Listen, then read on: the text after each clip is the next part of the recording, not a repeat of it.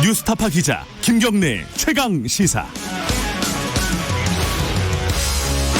네, 김경래 최강 시사 2부 시작하겠습니다. 자, 총선 격전지를 가다 오늘은 PK 부산으로 가보겠습니다. 지난주에 더불어민주당 김영춘 후보 인터뷰를 했죠. 같은 부산 진갑 후보입니다. 미래통합당 서병수 후보 만나보겠습니다. 이 격전지 중에 최대 격전지 중에 하나입니다. 자, 안녕하세요. 안녕하세요. 반갑습니다. 네, 부산 선거대책위원장이시기도 하잖아요. 네, 그렇습니다. 이 얘기부터 좀 여쭤보고 가야겠네요. 부산이 코로나19 이게 상대적으로는 좀 뭐랄까요, 확진자라든가 사망자라든가 좀 적은 편이죠? 어떻습니까, 지금 상황이?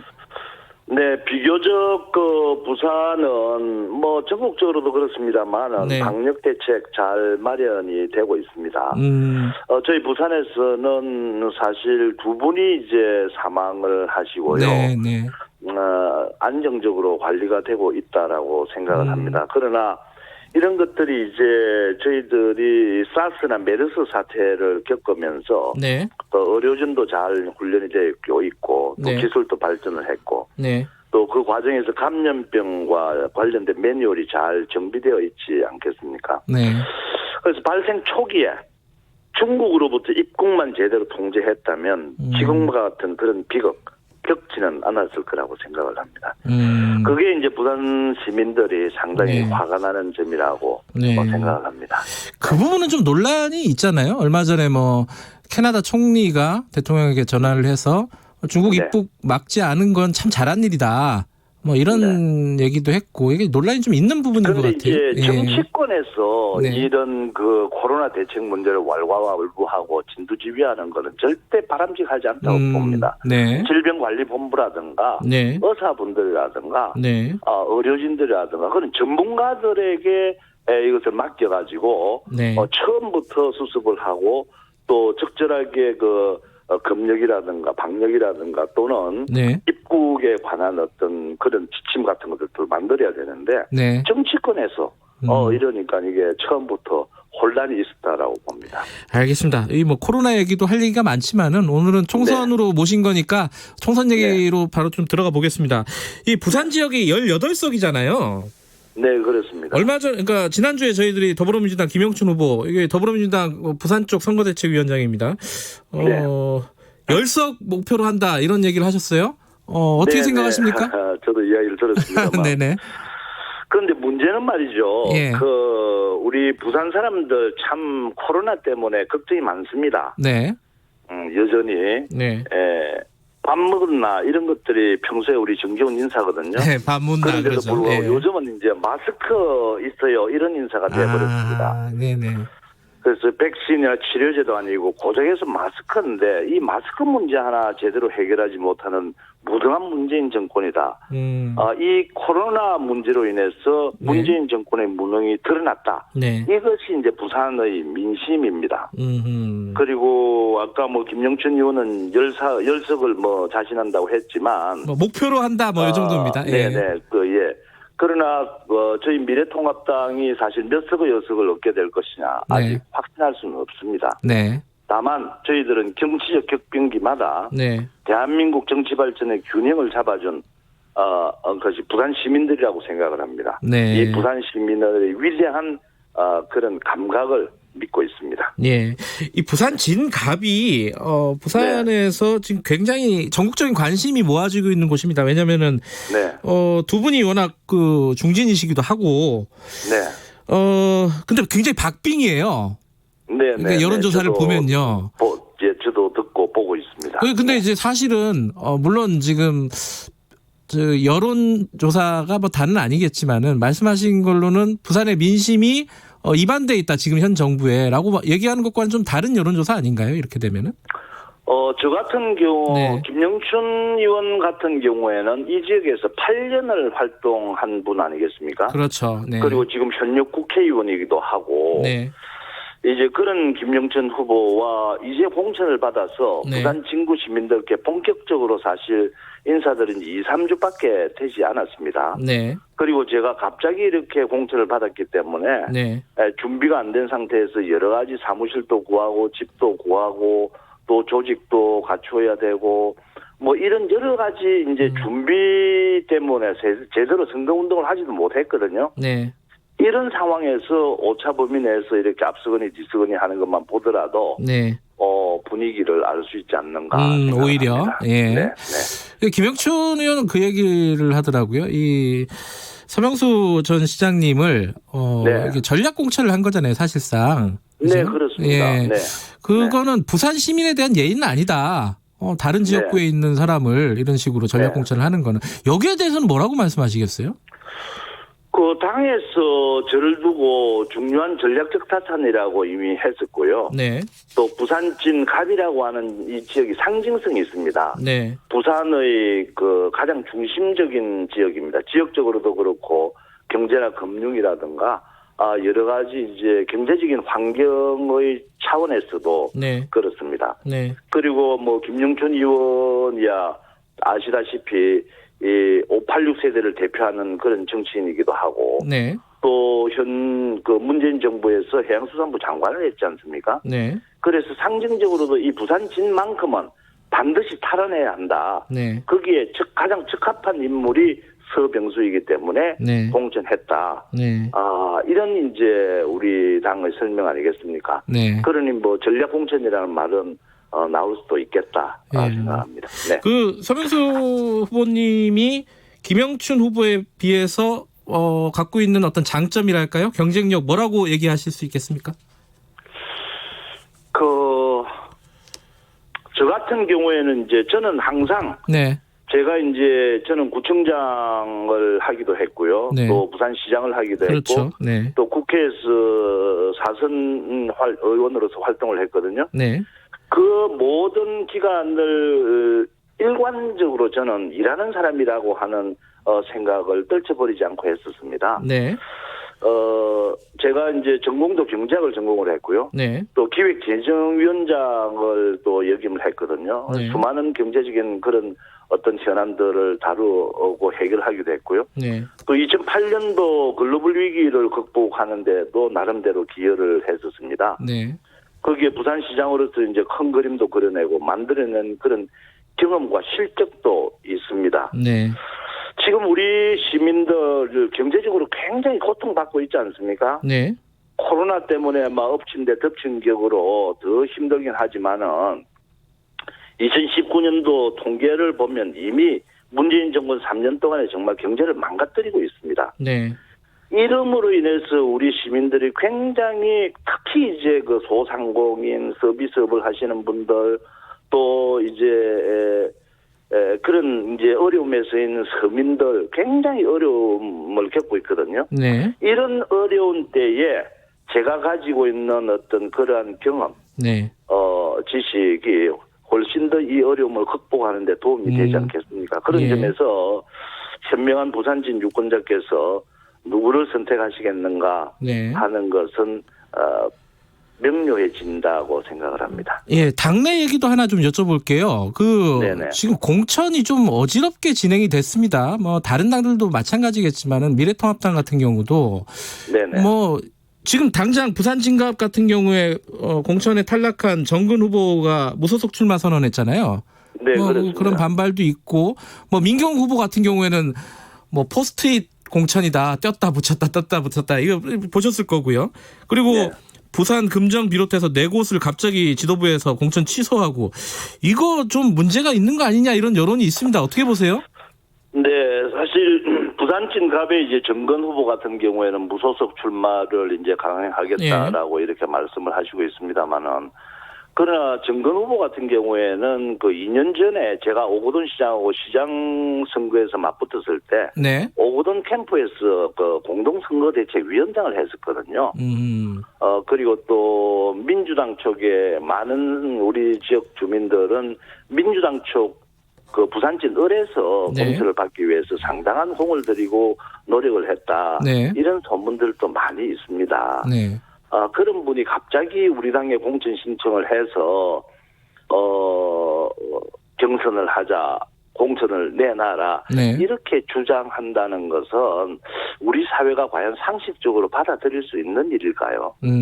예, 그거는 그렇게 어쨌든 이런 이제 그러나 그럼에도 불구하고 네.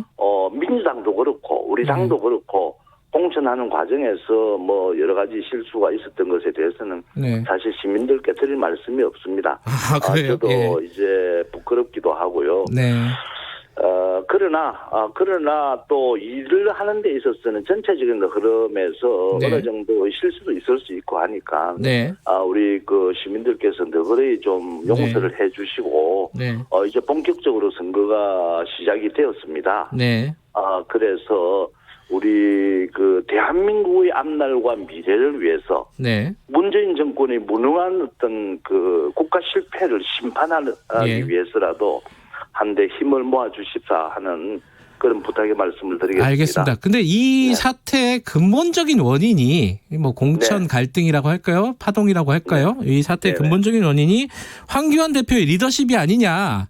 그리고 황교안 대표의 어떤 측근들을 앉히려고 하는 그런 부분에서 벌어진 일이 아니냐라는 시각도 있습니다. 여기에 대해서는 어떻게 보세요? 저는 뭐 그런 점에 대해서는 잘 모르겠고요. 네네. 제가 생각을 할 때는 네. 제 판단은 네. 공천관리위원회 뭐 한두 분 네. 또는 그 최고위원회 한두 분 네. 이런 분들이 조금 잘못된 어떤 판단과 생각을 하시고 네. 일을 처리하는 과정에 사심이 개입되어서 네. 이런 혼란을 만들어낸 것은 아닌가. 네. 그런 점에 대해서 정말 우리 반성해야 된다라고 네. 생각을 하고 있습니다. 알겠습니다. 코로나 얘기로 네네. 잠깐 다시 좀 넘어가 볼게요. 지금 각 네. 지자체에서 네네. 재난 기본소득이라고 할까요? 재난 수당이라고 할까요? 뭐 이름은 붙이기 네. 나름이겠지만은 뭐 어려운 사람들 혹은 뭐 모두에게 이렇게 일정 정도의 현금성 지급을 하자, 수당을 지급하자 이런 일들이 벌어지고 있습니다. 주장도 있고요. 어떻게 생각하십니까, 이 부분은? 저는 기본적으로 그 생각에 전적으로 동의를 합니다. 동의하세요? 다만 예. 그 방법에 있어서는 네. 완전히 반대적인 생각을 가지고 있습니다. 말하자면 재난기본소득보다는 긴급 생활안정자금을 드리자는 겁니다. 네네네. 대상은 모든 국민입니다. 금액은 100만 원이든 200만 원이든 좋습니다. 왜냐하면요, 모든 국민에게 이제 100만 원씩 드리려면 한 51조 원 정도가 네. 필요합니다. 네.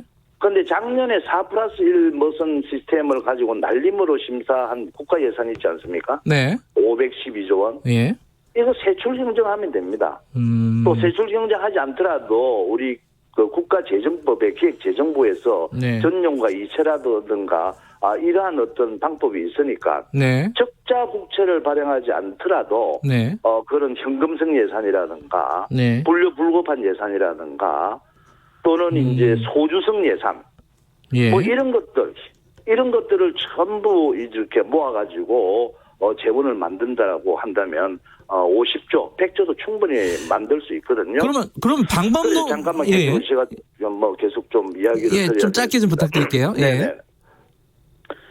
이 정부가 사실 지원이라든가 급여라든가 공제라든가 서비스 등등의 이름을 붙여서 현찰이라든가 바우처로 주는 현금 지원 예산만 하더라도 네. 64조 원입니다. 네. 그리고 제가 모든 국민에게 드리고자 자고 이렇게 하는 것은 지금 이제 국가에서 하는 것은 신청받고 평가하고 제공하겠다는 네. 거 아닙니까? 이러면 언제 줄지 모릅니다. 내년에 줄지 모릅니다. 네. 골든타임이 중요한 거 아니겠습니까? 예. 지금 당장 급하고 지금 당장 필요한데 네. 그런 거 하고 있을 시간이 없습니다.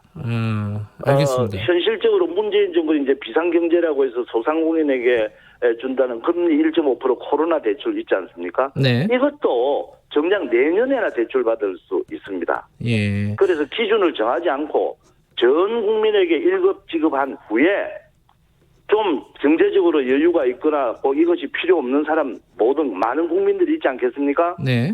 자발적인 반납을 부탁하고 그런 운동을 일으켜서 국고로 환수하는 그런 운동. 알겠습니다. 이것이 현실일 뿐더러 효율적이라고 저는 생각을 근데 합니다. 그러면 김경수 경남지사의 얘기와 이게 방법론은 좀 다르지만은 그 일맥상통하는 부분이 있네요. 아니요. 완전히 현격하게 차이가 나는 거죠. 아, 그래요? 아, 100만 저분들은 원. 예. 자꾸 국가의 빚을 늘리는 겁니다. 아, 채권을 발행을 한다든가 해서 저는 기본 틀어진 어떤 그 예산의 범위 한도 내에서 네. 얼마든지 이것을 할 수 있다는 그것이 완전히 틀리는 점입니다. 알겠습니다.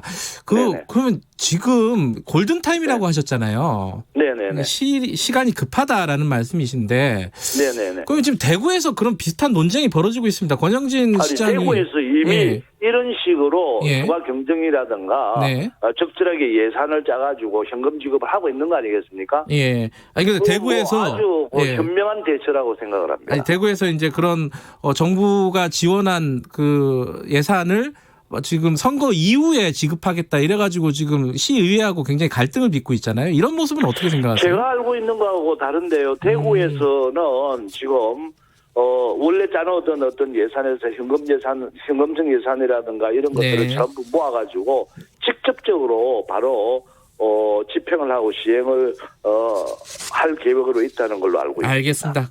네네. 마지막으로 지역 현안 얘기 하나는 여쭤봐야 될 것 같아요. 네, 신공항 얘기. 예. 네네네. 원래 부산시장 계실 때 가덕도 신공항 유치 실패하면은 뭐 시장직 사퇴하겠다 이런 말씀도 하셨었잖아요. 네, 그런 이야기를 했었죠, 분명히. 지금은 어떻게 해야 된다고 보십니까, 이거? 그런데 그때 당시에는 이제 김해 신공항 확장이라고 하는 안이 없었습니다. 네. 그때는 오로지 밀양이냐, 가덕도냐, 이런 것을 가지고 이제 겨루고 있었고요. 정부가 이제 뜻하지 아니하게 김해 신공항이라고 하는 그런 이제 발표가 있었고 그것 때문에 사실 고민을 많이 했었습니다. 이것을 받아들여야 말아야 되느냐. 그러나 일주일 고민하다가 이제 김해 신공항을 전향적으로 수용을 하겠다고 발표했습니다. 왜냐? 우리 부산에 득되는 것이 뭐냐? 이것이 중요한 거 아니겠습니까? 2002년도부터 15년 질질 끌다가 간신히 합의를 했습니다. 가덕도는 아니라도 밀양까지 넘어갔다는 것을 부산으로 다시 끌고 왔으니 이제 그 불씨를 살리자. 김해 신공항이라도 영남권 관문공항으로 잘 만들어보자. 이런 마음 때문입니다. 그래서 그런데 지금 보십시오. 지금 상황이 어떻습니까? 그때가 2016년 6월인데 이제 4년이 되어 갑니다. 지금 제가 결정했던 계획대로라면 실시설계 들어가서 내년도 착공을 할 단계거든요. 그런데 지금 이제 오부돈 시장이나 김영천 후보나 민주당이나 김해 신공항은 안 된다. 이런 말밖에는 아무도 하는 사람이 없습니다. 이런 말밖에 하지 않습니다. 가덕도의 가짜도 이야기를 하지 못하고 있습니다. 그래서 걱정은 빨리 이 공항을 만들어서 개항을 해야 되는데 지금 한 발짝도 진행이 되지 못하고 있지 않습니까? 어차피 안 된다는 거 뻔히 알면서 괜히 국무총리실에서 재검증위원회 여정인이 정치적으로 이용하고 있는데 이거 부산 시민들을 속이는 일입니다. 우선은 김해 신공항부터 제대로 만들어 놓고 그다음에 이용하는 사람들이나 화물이 늘면 그다음에 가덕도 신공항을 추진해도 저는 늦지 않다라고 봅니다. 알겠습니다. 오늘 말씀 여기까지 드려야겠습니다. 고맙습니다. 네, 감사합니다. 4.15 총선 최대 격전지 부산진갑 후보 미래통합당 서병수 전 부산시장이었습니다.